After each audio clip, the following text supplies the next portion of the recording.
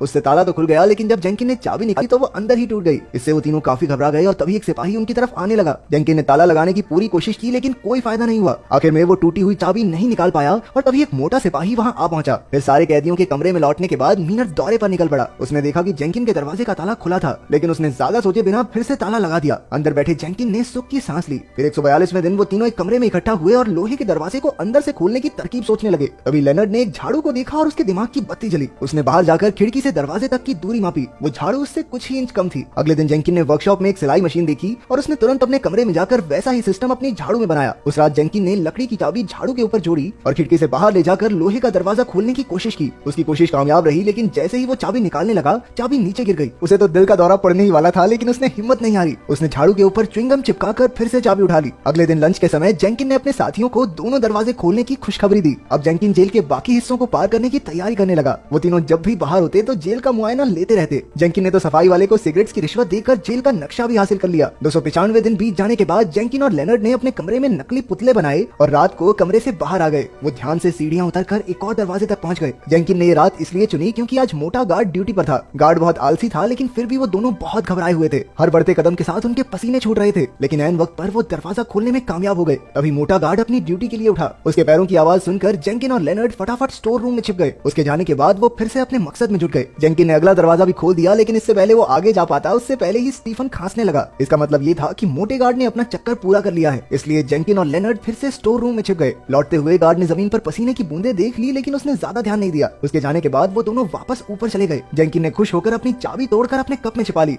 फिर वो अपनी पत्नी से जल्द ही मिलने के सपने देखने लगा। अगली सुबह वार्डन ने आकर उसे जगाया। वो आज देर तक सो रहा था। जब वार्डन ने उससे पूछा, साले इतनी देर तक सो रहा है, रात को क्या भेड़ बकरी चला रहा था? वार्डन को देखते ही जेंकिन उससे माफी मांगने लगा। फिर उसके कमरे की पूरी छानबीन हुई। इसी चक्कर में उसका कप नीचे गिर गया और चाबी के सारे हिस्से निकल गए। वार्डन ने टुकड़े उठाकर पूछा, यो क्या है भाई? तो जेंकिन ने डरते हुए जवाब दिया कि उसने अपनी पत्नी की तस्वीर टिकाने के लिए ये बनाया है। वार्डन ने भी ज्यादा ध्यान नहीं दिया और चला गया। उस रात तो जेंकिन को घबराहट के कारण दौरे पड़ रहे थे, लेकिन अब से उसने चाबी के सारे हिस्से जेल के अलग अलग कोनों में छिपाने शुरू कर दिए। एक दिन जेंकिन और उसके साथी कहीं से आम लोगों के कपड़े भी चुरा लाए। इस सब के दौरान जेंकिन ने अपने दांत एक बार फिर साफ किए ताकि वो बीमार पड़ सके। कुछ हफ्ते बाद जब वो बीमार पड़ा तो मिनीर उसे डॉक्टर के पास ले गया। वहाँ उसने ऑटोमेटिक दरवाजे को भी गौर से देखा। अब क्रिसमस की शाम थी और उसकी भागने की तैयारी भी पूरी हो चुकी थी। उन्होंने अपने कमरे में डेनिस और उसके दोस्तों को अपना पूरा प्लान समझाया। उन्होंने अलग अलग तरह की कुल 39 चाबियां बनाई ताकि वो 15 दरवाजे पार कर सकें। लेकिन डेनिस ने फिर भी उनका साथ देने से इनकार कर दिया, क्योंकि अगर वो भाग भी गए तो छिपेंगे कहाँ। आखिरकार उसने टूथपेस्ट से पैसे निकालकर जेंकिन को लौटा दिए। बाद में वार्डन ने हर किसी के कमरे की तलाशी ली, लेकिन उसे कुछ नहीं मिला। दोपहर को सभी ऑफिसर्स के जाने के बाद लेनर्ड और स्टीफन अपने कमरों से निकले और अपने प्लान को अंजाम दिया। रास्ते में जेंकिन ने आखिरी बार फिर से डेनिस से पूछा, लेकिन वो नहीं माना। इसके बाद उन्होंने जेल के कोने कोने से चाबियों के टुकड़े इकट्ठा किए। फिर आम लोगों के कपड़े पहनकर वो सीढ़ियों से उतरे। अचानक उन्हें पैरों की आहट सुनाई दी। मोटा गार्ड उनकी तरफ बढ़ रहा था। वो तीनों तुरंत स्टोर में छिप गए, लेकिन दरवाजा पकड़कर वो तीनों डर से कांप रहे थे। जल्द ही गार्ड आ गया और उसने देखा कि दरवाजा थोड़ा हिल रहा है, लेकिन उसके आने से पहले ही अचानक लाइट चली गई। असल में डेनिस ने अपने कमरे का बल्ब फोड़कर शॉर्ट सर्किट कर दिया था।